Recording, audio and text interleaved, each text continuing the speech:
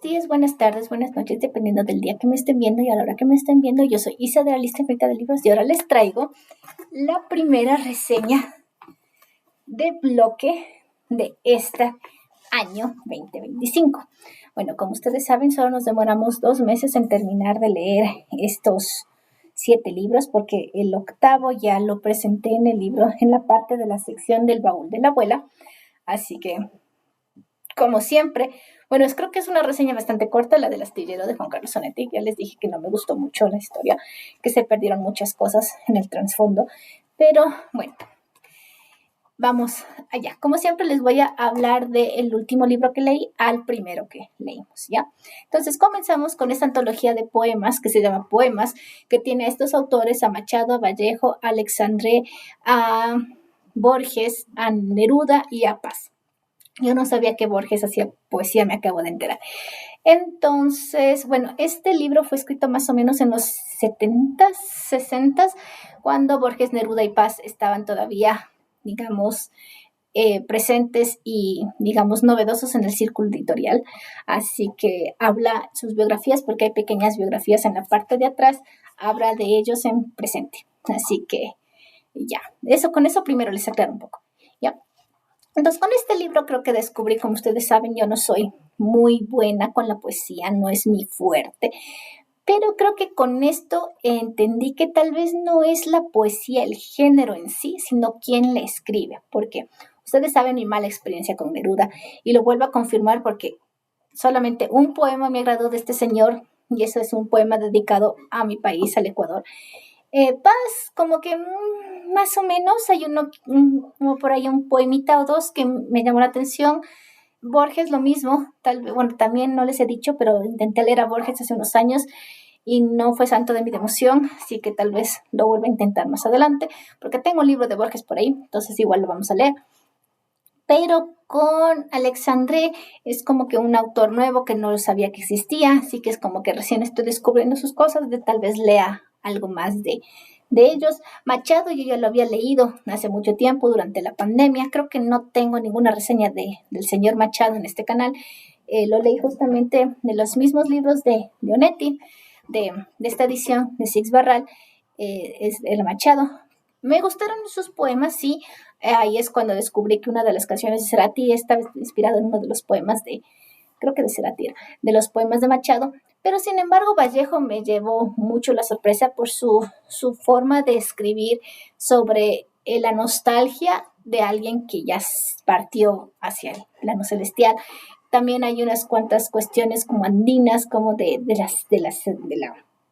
la región interandina, de los Andes en general.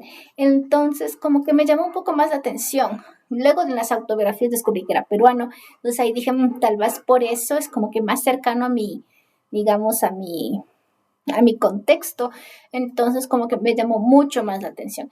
Tal vez tenga que leer más cosas de este autor como para darme un aire de ver si es que me gusta o no me termina de gustar a la final. Entonces, bueno, esto como una introducción, digamos, un poco más de conocimiento a las diferentes obras de estos autores. Se me acabaron los post-its al momento de señalarlos. Estos son de Machado y de Vallejo. Así que, bueno, cuando compre post-its ya los terminaré de rellenar. Entonces, eso por el momento con este libro. Es como que todavía como un poco de introducción al trabajo poético de estos autores, excepción de Neruda, pero eso al momento. El siguiente libro que leí es Fiebre de Carnaval de Juliana Ortiz. Como yo les decía hace un tiempo, yo no tenía ni idea de qué era este libro. Ahora que lo leí ya sé y debo decir que es una joya tremenda. Es la historia de una familia general esmeraldeña de aquí del Ecuador que vive más o menos, el libro nos plasma una época antes de la crisis de 1998, en la que tuvimos un bajón en el Sucre y básicamente todos nuestros ahorros se fueron a la miércoles. Entonces, todas estas cuestiones, digamos, sociopolíticas y también culturales, tanto para una niña, son descritas por justamente una niña. Comienza la novela con unos 8 años más o menos y a modo de flashbacks y de una historia, digamos, retrospectiva, nos muestra su crianza con ciertas personas de su familia, sus tías, que ella no dice tías, sino ñañas, su mamá, y su mamá propia, y su mamá, su abuela. Y como obviamente su abuelo también es papá y sus tíos son ñaños y así sucesivamente, ¿ya? Y bueno, toma muchos temas fuertes, demasiado graves, no es para tomárselo a ligera porque obviamente la narradora es una niña, no. Ella con sus ojos de inocencia nos está contando cosas gravísimas que rayan en el abuso físico, el abuso, digamos, mental, el abuso laboral. Tenemos ¿cómo es esto? Digamos, enfermedades muy graves. Ya del hecho de crecer es como que ella tiene este miedo como de crecer porque ustedes saben cómo son los hombres cuando ven a una niña que se está desarrollando. Y en este libro no muestran sin pelos en la lengua cómo los hombres se insinúan a la niña pequeña, que no sabemos qué edad tiene porque nunca se nos especifica. Entonces es una novela bastante fuerte, pero como lo vemos por los ojos de la inocencia, no podemos decir si es que en realidad no sabemos si es que ella está entendiendo lo que nosotros estamos entendiendo, lo que nosotros como adultos estamos infiriendo que es lo que está pasando entre sus paredes de su casa o en la calle. Así que es una novela muy fuerte. La autora toca cosas muy serias en las primeras páginas del libro, así que ya nos está presentando lo grave de lo que va a ser la novela, a pesar de que, como les digo, todo nos presenta una niña de 8 años. Hola a todos, ¿cómo están? Soy la Isa de la edición. Hablando de Fiebre de Carnaval, ahorita que lo estoy editando, me di cuenta que me olvidé de mencionar que a pesar de que la novela de Juliana Ortiz es muy fuerte y creo que lo repito varias veces, también tiene sus partes buenas. El libro también tiene una musicalidad muy bonita porque te pone a como que a recordar y a escuchar esas viejas radios que pasaban cumbia, salsa, merengue todo el tiempo y obviamente la pequeña niña mama de estas canciones, de los gustos musicales de sus mayores, de sus ñañas, de sus abuelos, y obviamente ella es como una niña muy viejita, digámoslo así, porque canta Pimpinela, la típica canción, la de ¿quién es? Soy yo, y juega con eso. Entonces, ella es como que no se siente a gusto en su casa cuando al menos vienen sus primos, porque sus primos conocen otro tipo de juventud y ella, o sea, como es la única niña en una casa de adultos, todos son adultos, es como que se siente fuera de lugar, ¿entienden? Las letras de las canciones que tanto hemos escuchado en la radio, al menos nosotros los ecuatorianos, más en la costa que en la sierra, pero aún así, quienes saben un poco de música de fiesta, de salsa, de cumbia, de merengue, de todos estos ritmos tropicales, creo que les va a cachar más rápido que yo, porque yo sí me demoré un poco, en excepción de una, toda esta musicalidad muy bonita que pone Juliana Ortiz, incorpora toda esa musicalidad en la novela, todos esos ritmos musicales que da sentido a lo de la fiebre de carnaval, porque al final la carnaval es una fiesta, como lo dice Celia Cruz. Entonces, eso, y ahora sí, vuelvan otra vez al video ya grande. Entonces, eso con esta novela, muy buena. Yo la leí justamente antecitos de que comience el feriado de carnaval, así que es como que me conecté más con la historia. Y eso. La siguiente novela que leímos, bueno, anterior a esa, es este libro que se llama El poder del gran señor, del autor ecuatoriano Iván Egues. Bueno, esta novela es primero bastante cortita. Ya lo terminé en 2 días, y eso porque ya tocó 2 días. Lo mismo me pasó con Fiebre de Carnaval, que también lo terminé en 2 días. Así que si ustedes se dedican en una tarde, lo acaban los 2. Pero continuando con esto, es la primera novela ecuatoriana que veo que toma, digamos, el protagonista nos narra la historia a partir de que es un ser, digamos, inanimado, pero consciente, ¿ya? Muy a lo Pinocho, el señor Egues nos trae un árbol que es cortado y tallado en una figura eclesiástica muy importante en la sociedad ecuatoriana, al menos religiosamente hablando, ¿ya? Conforme avanza la historia, yo empecé a darme cuenta qué imagen era.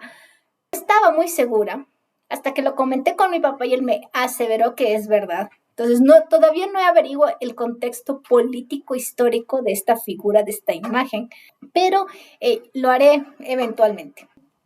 Bueno, básicamente la imagen es la que nos narra todo y cómo lo que está viviendo a su alrededor está cambiando al país, ¿ya? Básicamente la imagen cuenta cómo la tallan, la pintan, la exhiben, es donada a la iglesia manda a tener en exhibición y luego es depositada en una bodega durante ¿cuántos años sabe? Bueno, sí dicen, ¿no? Pero no les quiero decir.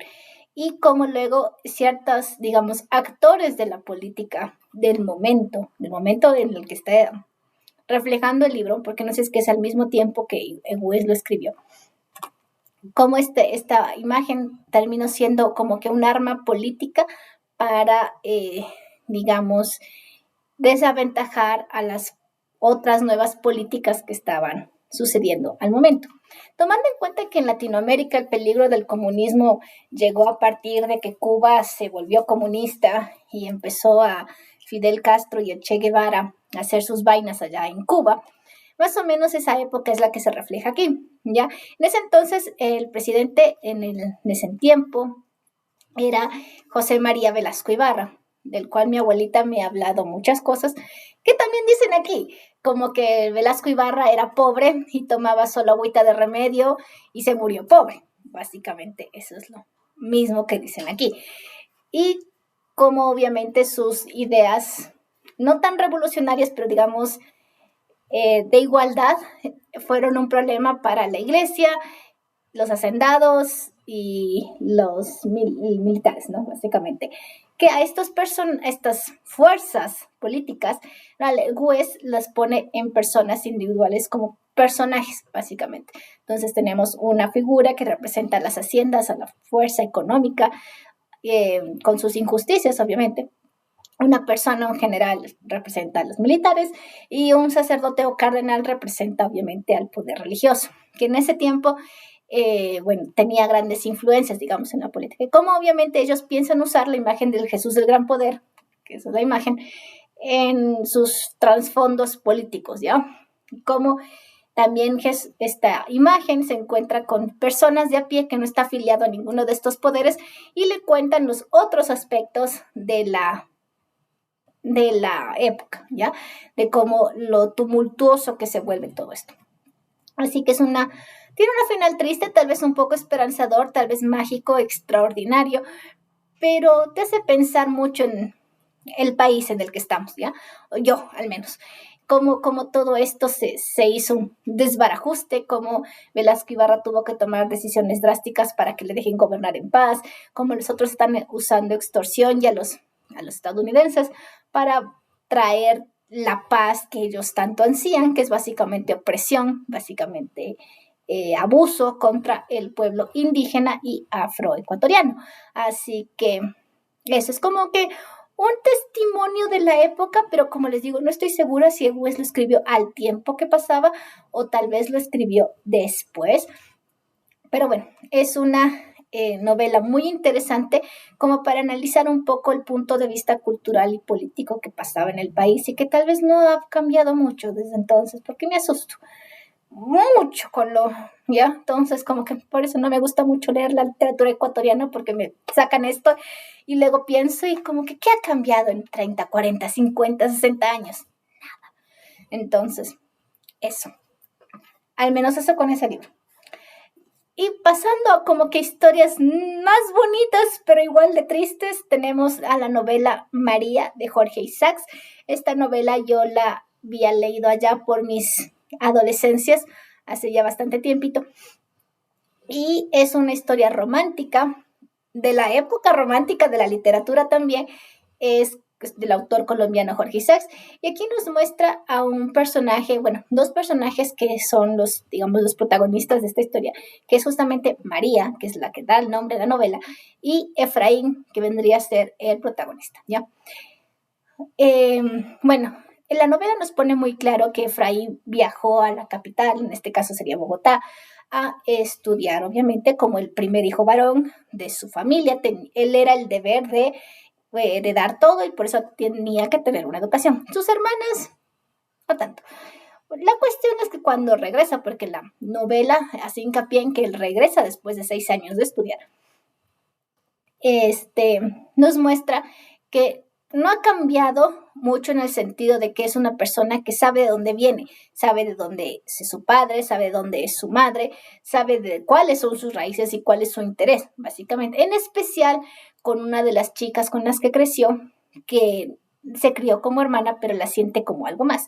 Y en este regreso se da cuenta que ella siente exactamente lo mismo.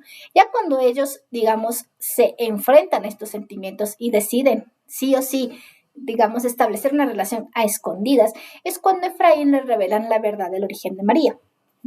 Que no les voy a dar muchos detalles, pero María, digamos que está destinada a sufrir una especie de enfermedad muy grave, que la cual llevó a la madre de María a la tumba. Entonces, a pesar de eso, le preguntan sus padres, que ya sabían, ya se dieron cuenta de su relación escondidas, si es que planea continuar con esa relación. Y cuando Efraín dice que sí, ellos le ponen una condición. Perfecto, estamos totalmente de acuerdo que piensas hacer tu futuro con María. La única condición es que vayas a Inglaterra y termines tus estudios de medicina, porque su padre quería que él fuera un médico hecho y derecho, porque viven en un campo donde casi no hay médicos. Entonces, un médico en la familia, o sea, señor, mente de tiburón, sería perfecto. Tanto con María como Efraín no quieren separarse y están tratando de hacer que ese poco tiempo que les queda juntos sea lo suficiente para demostrarse el cariño y la fidelidad que se tienen. Sin embargo, María teme que cosas un poco más graves vayan pasando durante la ausencia de Efraín. Y ahí es cuando la historia se vuelve una especie de carrera contra el reloj digamos, en muchos aspectos que no les quiero contar más porque mi interés es que lean el libro si es que todavía no lo han leído. El problema es que yo no sabía que el libro original de María, porque yo lo leí en la versión de Ariel Juvenil, que es una versión resumida, es que María tiene unos cuantos capítulos de relleno, que es la historia de una esclava. No aporta nada en la historia, pero tampoco es, digamos, un mal relleno, porque al final te hila todo con la protagonista María, porque básicamente lo que ocurre en esos rellenos conlleva, digamos, al acercamiento de María con otros personajes. Aparte de eso, quiero también señalar mucho que Jorge Isaacs muestra a los patrones, a los blancos hacendados, muy buenas gentes con las personas a las que tienen a su cargo. En este caso serían libertos, generalmente afrocolombianos libertos o manumitados que nacieron en la hacienda, pero que son tratados como iguales, básicamente. Obviamente ellos conocen su posición, pero son tratados con respeto y cariño, como miembros más de la familia. Entonces, nos muestran una especie de mundo idílico en que no existe maltrato hacia estas personas y que ellos obviamente les guardan gran respeto a sus patrones, básicamente. Eso me llamó la atención porque hay un personaje que literalmente actúa como patrono colonizador, que todo lo que es menos que él es literalmente no basta para ensuciar la suela de sus zapatos. Y hasta Efraín siente un poco de asco de llamarlo amigo. Así que es bastante interesante esa visión. Pero bueno, en todo caso es una novela muy trágica y romántica que creo que toda persona latina debería leer porque es una historia muy bonita que a la final te rompe el corazón. Porque a la mitad del libro te da como que una especie de foreshadowing en la que Efraín es cuestionado con respecto a María y él asevera que no importa, él la va a seguir amando. Y eso pasa al final. No doy muchos detalles porque mi intención es que lo lean, pero bueno, esa es la cuestión. Así que denle una oportunidad que les va a encantar la novela. El siguiente libro bueno, en este caso los primeros libros que empezamos a leer es justamente esta pequeña antología de cuentos clásicos rusos. Yo creí que iba a haber más cuentos, a pesar de que lo del gadito ya sospechaba que eran como que, digamos, poco corto. Pero aún así no me sorprendí un poco de los autores que encontré ahí. Están Pushkin, están Chekhov, están Gorky, está Tolstoy, y bueno, todos estos cuentos que nos traen estos autores, grandes autores del romanticismo ruso, nos traen cuentos no solo de fantasía y también como que cuentos de amor y romance, sino que tienen moraleja, ¿ya? Es como los cuentos de hadas antiguos que traían moraleja, en especial los cuentos de Tolstoy, que nos pone muy filosóficos al respecto sobre el sentido de la vida y lo que es valioso en la vida en sí, ¿sí? Como este de las 3 preguntas que también nos trae Tolstoy.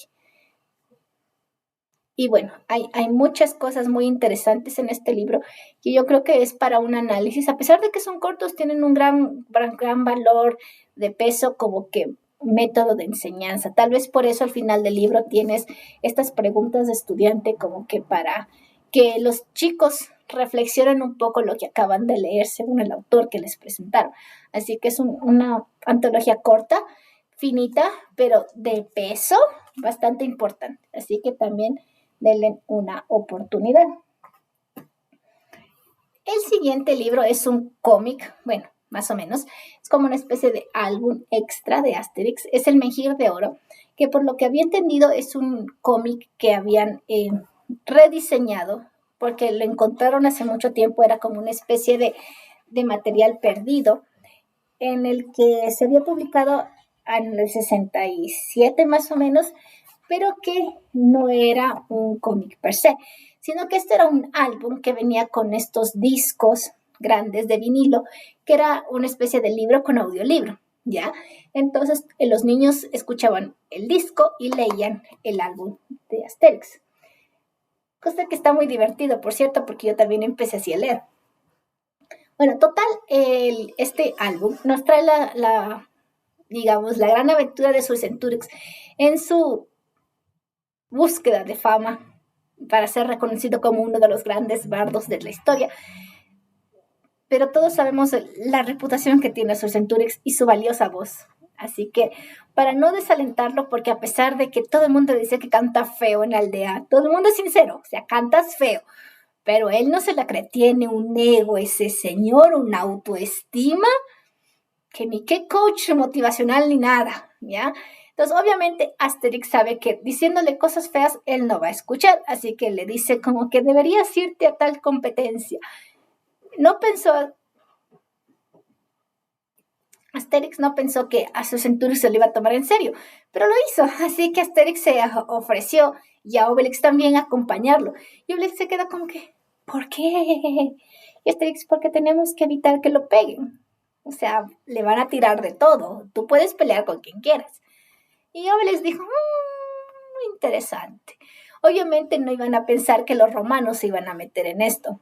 Ya, es como una especie de American Got Talent, pero de la Galia. Así que es una historia bastante divertida que se lee así en un minuto. Súper recomendado. Y bueno, eso, para los fans de Asterix creo que es indispensable leer El Menhir de Oro. Y por último, pero menos importante, es este libro de las historias de Winnie the Pooh, que en realidad trae 2 libros en uno solo. Trae Winnie the Pooh, o en este caso sería... Winnie the Pooh. Historias de Winnie the Pooh, básicamente. Y el segundo tomo que es El Rincón de Pooh. Ya sé lo que hiciste Disney, por cierto. Sí. El Rincón de Pooh y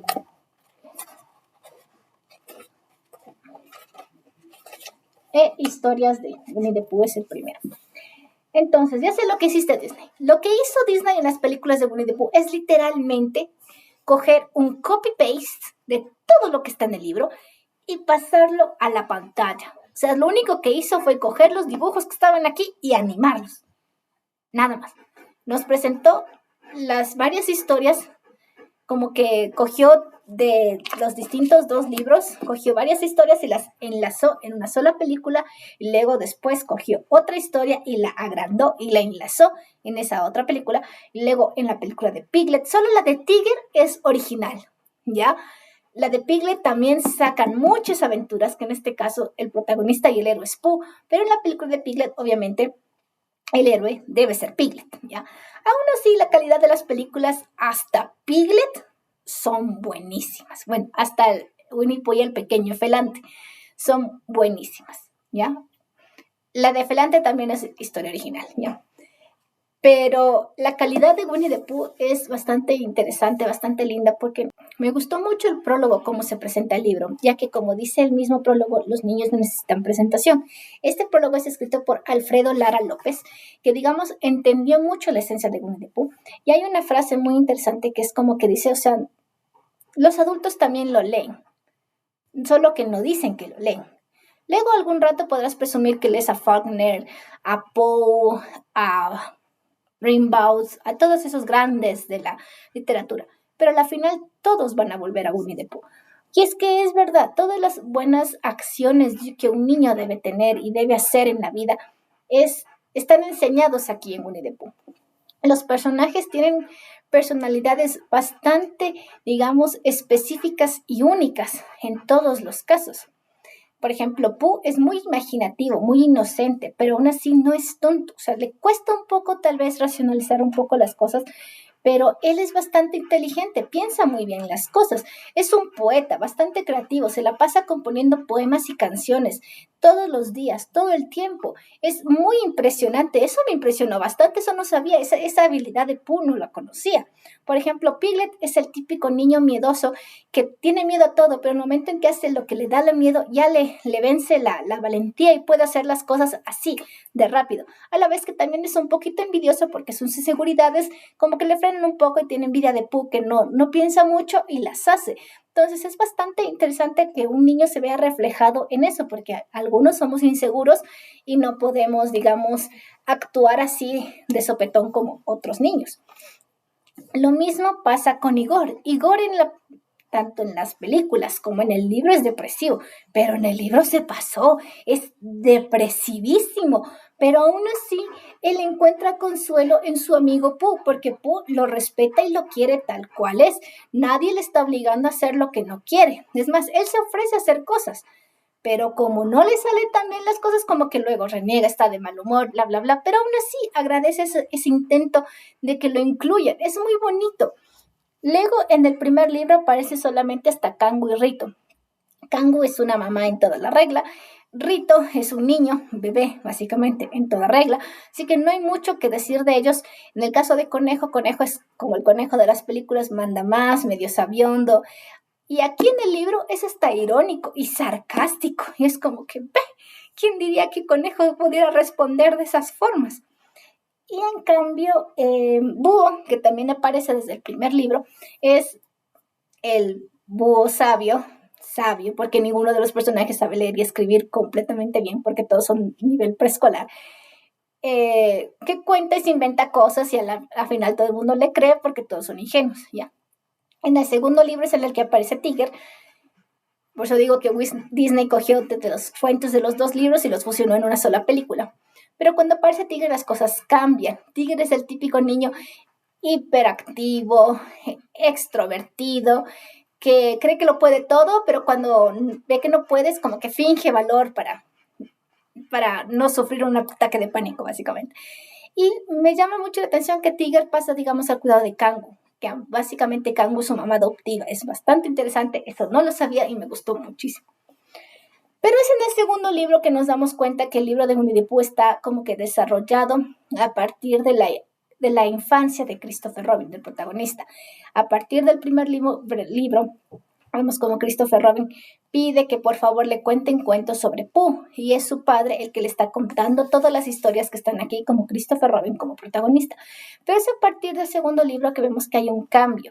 Christopher Robin ya creció, está creciendo. Vemos a Christopher Robin enfrentándose a la realidad de que ya no puede jugar todo el día, de que ya no puede solamente ir unas 2-4 horas a la escuela, aprender más o menos el ABC y a sumar y regresar a jugar, sino que ahora tiene más conocimientos, más, digamos, más responsabilidades, que ya no va a poder jugar en el bosque de los 100 acres.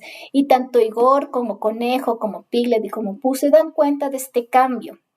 Y es un cambio un poco triste, porque a la final del libro incluso Igor dice que Conejo no debería preocuparse porque ese es el futuro de Christopher Robin, y es un buen futuro, que es lo que le va a sacar adelante. Y es como que tan inherente que como yo como adulta me dio una pena, porque ellos ya se dan cuenta que ya no van a tener a su compañero, a su líder, porque veían a Christopher Robin como un líder en el Bosque de los Cien Acres, y es bastante triste. Pero aún así, el final es hermosísimo. Es muy parecido a esta película que también sacaron de Winnie the Pooh, que es la... No me acuerdo el nombre, pero si es que encuentro el nombre, lo pongo por ahí. Es bastante triste, en la que literalmente Christopher Robin y Pooh se hacen una promesa de que, a pesar de que tenga Christopher Robin 100 años, va a tener a Winnie the Pooh a sus 99 años junto con él todo el tiempo. Así que es una historia bastante resgarradora, bastante linda, bastante inocente, que te sacará muchas sonrisas de todas formas. Así que yo se las comparto. Y bueno, eso es todo lo que quería decir en este bloque de lecturas, ya no hay más. Próximamente les presentaré el nuevo bloque. Si es que me siguen en Instagram sabrán que estoy leyendo La Naranja Mecánica, que nos la prestamos en el club de lectura. Así que voy a leerla mientras edito esto y presento y les pongo los videos, y luego les presentaré el nuevo bloque de lecturas. Bueno, eso es todo lo que quería decir con respecto a los libros que hemos estado leyendo en estos 2 meses, y ya nos estaremos viendo en otra ocasión.